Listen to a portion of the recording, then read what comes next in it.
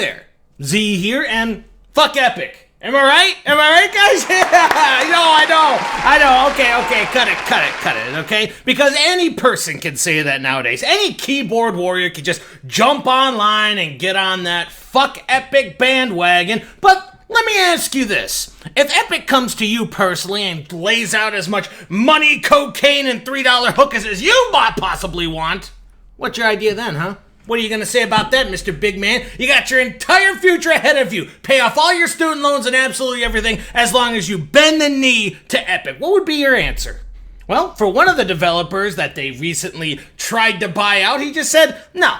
He took their cancer money and he just threw it back in their face, saying, nah, I've already made my decision. I'm going to be on Steam because I promised a bunch of people to be on Steam. And that's what initially attracted me to Unfold Games' kind of dreary gothic adventure puzzle game, Darq.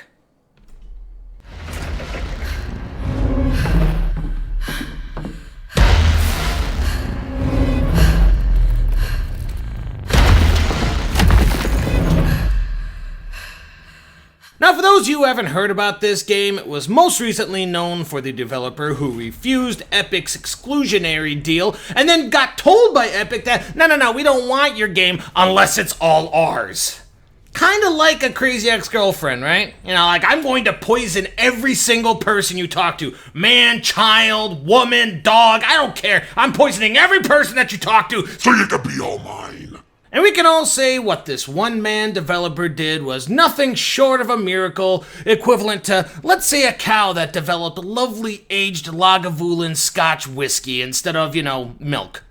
But let's put all of that past us and look at the actual game. Because this game has been getting stellar reviews recently on Steam and Metacritic, but is it because of what the developer did, or is it because the game is actually that good? That's what I'm here to attempt to accomplish, ladies and gentlemen, to try and put aside all my bias I have with that piece of shit company whose ethical code is on par with Joseph Stalin, and tell you if this game is really worth your $20. So, let's get started with another review of Gaming on a Budget.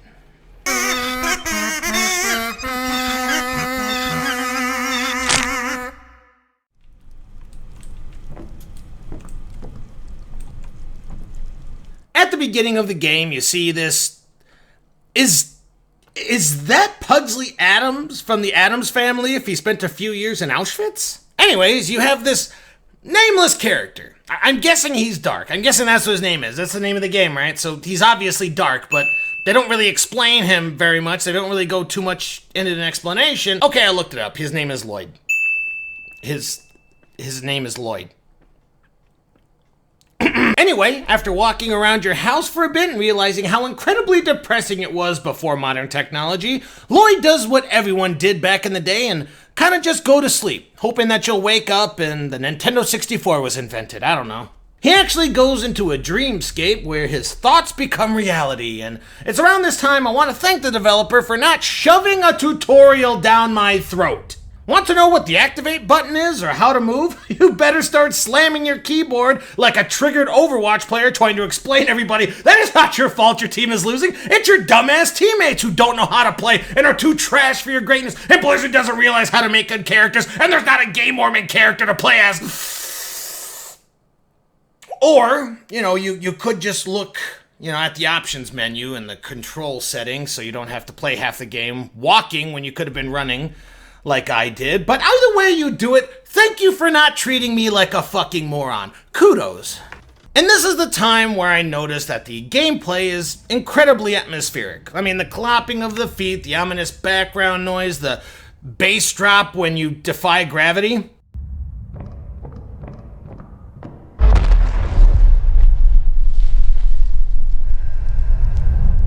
Oh, right. Yeah, you can walk on walls and shit in this game. It's a really neat concept that I can't really remember ever seeing before. Although, if I have to put one criticism to this, my equilibrium after the 18th time of hearing "bwah" became completely fried because puzzle games aren't really my strong suit and I'm constantly backtreading to try to find something that I missed. Not that I hate puzzle games, mind you. I love them.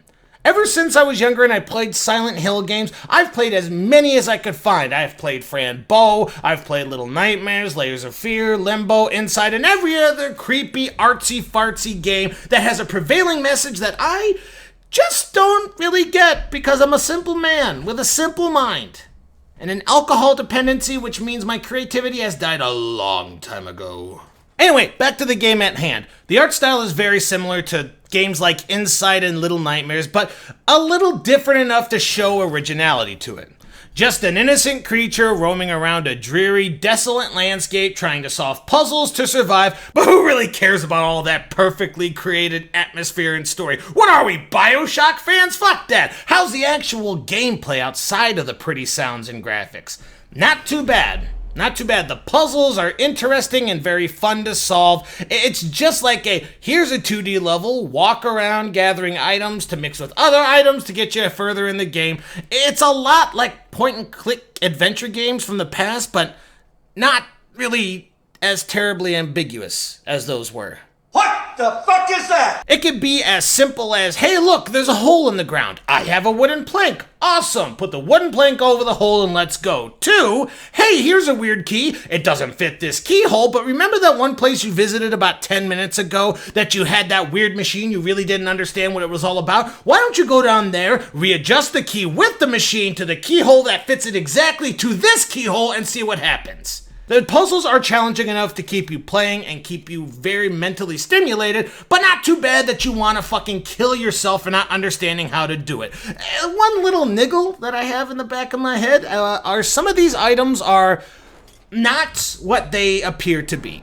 Like, hey, I'm walking around and I'm just minding my business and whoop, oh, looks like I'm gonna need something to get over this spot. All I have is a wristwatch. Well, I must have missed an item. Let me go back and try to find it. 2 hours later.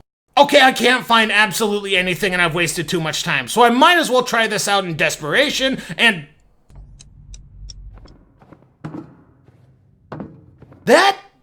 That's a bigger watch than I imagined it was going to be. And this happens a few times throughout the entire game. I'm sure it has to do with the prevailing theme that I'm too dumb to understand, or it sets up the dreamlike world like, look at that, that's a big wristwatch. But it just threw me off a few times, and multiple times I'm like, there's no fucking way that this item works in this situation. I guess it works in this situation. Okay, fine. And with each level that you pass seems to introduce something different to the game, something unique to add to the experience. At one point, you might just have a level that's just a simple, hey, manipulate gravity to get through it, right? And then maybe the next level, you have to manipulate an entire perspective on the level to get further. It was really refreshing to go to a completely different area, different as in different scenery, but also different ideas to complete it, and different monsters. Yes, there are creatures in this, including Cranky Woman in a Wheelchair, aka anyone that you would find at Walmart, Blind Homeless Man, and Tuba Head. And those are just to state a few. There are several more. But don't worry if you fuck up and die to these monsters. Nothing really happens, because they just jump on you like an obese man with his diabetes medication, and then you kind of just respawn a few feet before they did it. No major setbacks whatsoever. But yeah, I don't really want to give away too much of this game because as some of you may have picked up, it's a good game. I liked it. It was a really fun experience that I'm really glad that I spent my money on.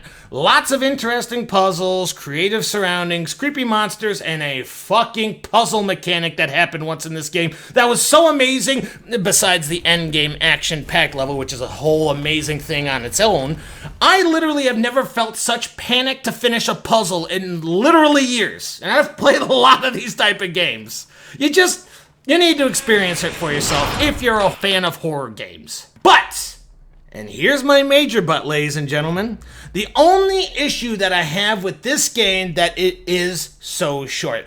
If I was a cockhead, I could have returned this. That's how fast I beat this game. It was barely underneath the 2 hours that Steam requires for a return policy, and for $20, I just think people need more. More people need more. I obviously won't return it because I respect this developer. He's talented, he has a sharp wit to create such a great puzzle game, and he has the balls of steel for not only refusing epic steal with the devil, but sticking their hypocrisy directly to them. Although, I wouldn't be honest if I told everyone it was a masterpiece and could definitely go out and get it without mentioning this 2-hour stipulation, and that is just if you are decent with puzzle games. If you're shit with puzzle games, you might get more time out of this.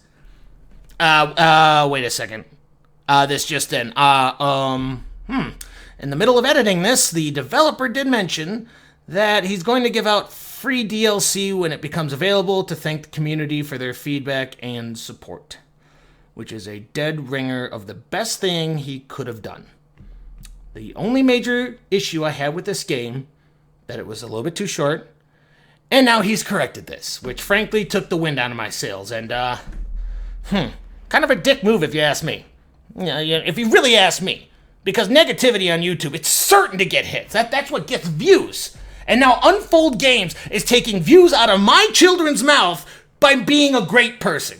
So, well, I guess I have nothing else to say that he fucking took everything away from me, okay? I can give this game a major thumbs up. Yeah, I had fun with it. I hope he hires more schlubs to work for him so he can keep pumping out great products. And Unfold Games, I'm keeping my fucking eye on you, okay? I expect 3 more games from you before you guys go corporate and I can start hating you without any regrets, okay? I can't hate you right now, but guess what? I'm a little peeved, okay? So thank you all for sticking with me. I hope you enjoyed the game, and fucking cheers.